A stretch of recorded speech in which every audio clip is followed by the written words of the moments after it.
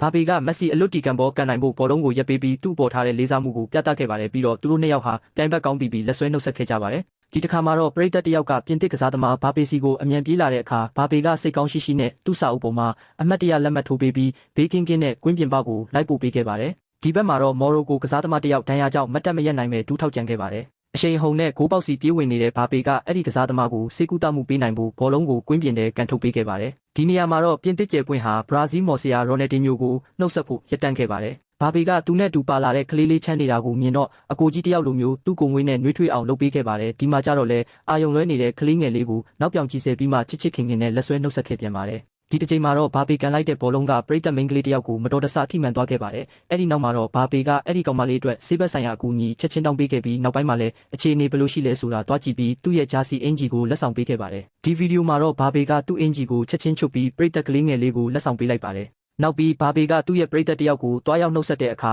အဲ့ဒီကောင်လေးကဝမ်းသာလုံးလုံးမျက်ရည်တောင်မစဲနိုင်ဖြစ်ခဲ့ရပြီးနောက်ပိုင်းမှာဘာပေကအဲ့ဒီကောင်လေးနဲ့အတူအချိန်ပေးပြီး